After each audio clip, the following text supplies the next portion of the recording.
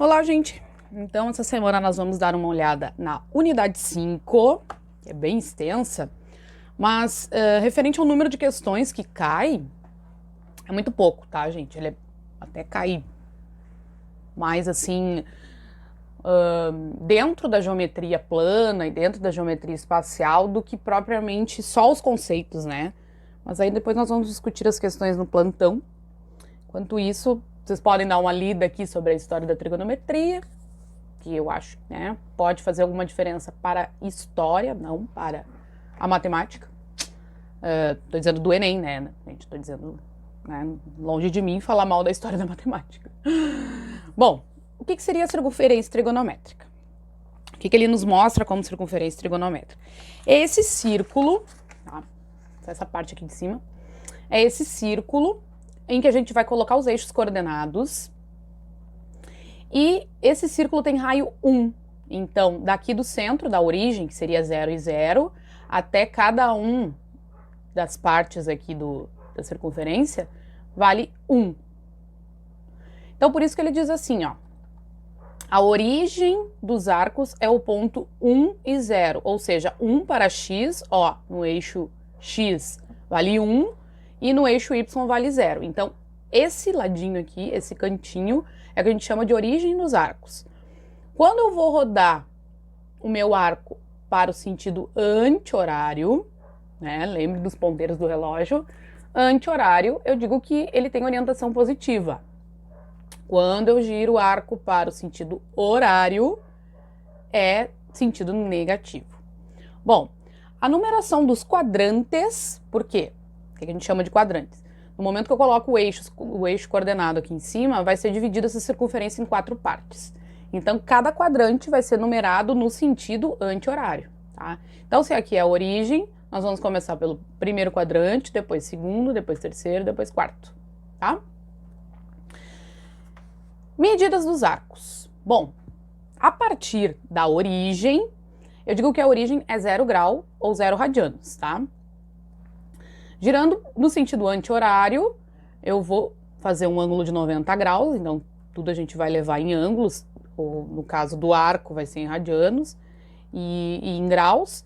Então, andando 1/4 de volta, né, eu vou ter 90 graus, andando meia volta, 180 graus, andando 3/4 de volta, 270 graus, e uma volta completa, 360 graus, tá?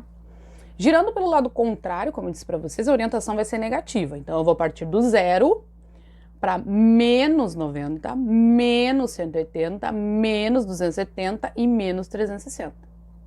Tá?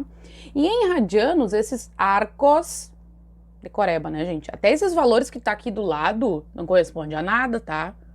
Cuidado. Então, nós vamos começar com 0 radianos aqui na origem. 1/4 de volta, eu vou chamar de π sobre 2, ou π meios. Meia volta vai ser π. 3/4 de volta vai ser 3π meios. E uma volta completa é 2π. Tá? Bom, como é que eu transformo graus em radianos? Vamos lá, vamos aos exemplos. Aqui tem uma transformação bem interessante, ó. Que é bom que vocês coloquem lá nos post-its de vocês e nos resumos, né, aqueles que ficam colados na parede, como é que eu transformo grau para radiano e radiano para grau. Mas, na prática, vamos lá. Então, o que nos diz ali? Como é que eu transformo graus para radianos? Eu vou multiplicar esse valor por π sobre 180. É uma regra bem prática, gente. Porque o que vocês viram na escola e o que a gente ensina também como professor, a gente faz uma regra de 3. Na regra de 3 vai acabar acontecendo a mesma coisa, né? Então, aqui eu posso cortar os zeros. O 12 e o 18 dá para simplificar por 6, né?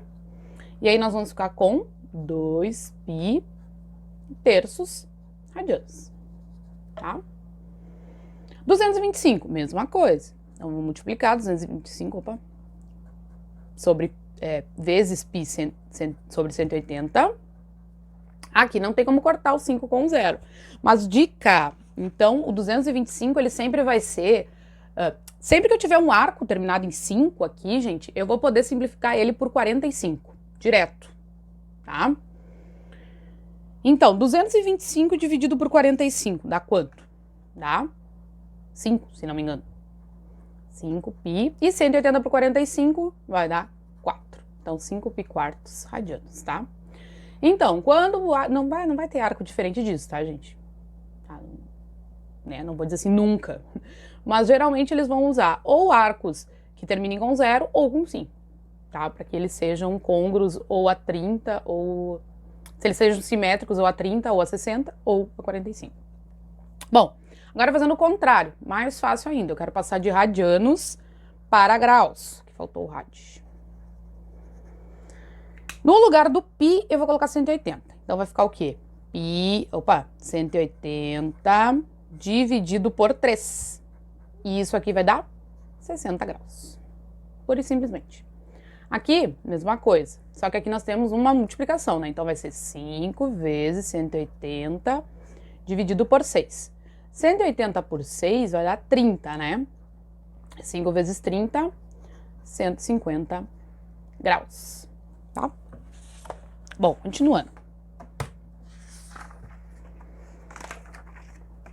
Nós vamos falar sobre as medidas dentro do triângulo retângulo. Isso aqui vocês têm que saber mais do que tudo. Opa, não, mais do que tudo não. Mas tem que saber bem, tá? Tem que estar bem fixado isso aqui para vocês. Dentro de um triângulo retângulo, que é aquele triângulo que tem um ângulo de 90 graus, nós temos elementos, né? O lado do triângulo que está na frente do ângulo reto, a gente chama de hipotenusa. E os lados que fazem esse ângulo reto, eu chamo de catetos. Mas dependendo do ângulo, tá? Então eu posso estar falando do ângulo lá de cima ou do ângulo aqui de baixo, ele sempre vai fazer a referência. Eu vou chamar esses catetos de cateto oposto, vai ser aquele que está na frente do ângulo. E o outro cateto, o que está junto, eu chamo de cateto adjacente ao ângulo, tá? Se eu estivesse falando daquele ângulo lá de cima, seria o contrário, né? O que está na frente dele seria o cateto oposto e o que está do ladinho, junto, seria o cateto adjacente. A hipotenusa não muda nunca, tá? Então aqui nós temos o teorema de Pitágoras, sempre hipotenusa ao quadrado igual a soma dos quadrados dos catetos. E aí o que nós temos que decorar aí é as formulinhas, tá? Seno, cosseno e tangente. Então eu decorei como... Depois eu vou falar para vocês no plantão. Mas tá aqui as fórmulas também que vocês têm que ter lá nas anotações de vocês. Isso aqui até não vai importar tanto, né? Mas é bom que vocês saibam que o seno de um dos ângulos é igual ao cosseno do outro e vice-versa. E a tangente de um dos ângulos é o inverso da tangente do outro. Para que vai servir isso? Para que vocês decorem, quer dizer, na hora, se vocês não decoraram, de repente vocês se lembrem, né? Que o seno desse vai ser o cosseno do outro, né? Cruzado aqui, vamos dizer assim. E a tangente de um vai ser o inverso da tangente do outro, quando a gente tem ali dentro do triângulo. Bom, eu vou deixar um vídeo ali com umas musiquinhas para vocês decorarem esses valores. E vamos para as questões, tá? Bem importantes essas questões.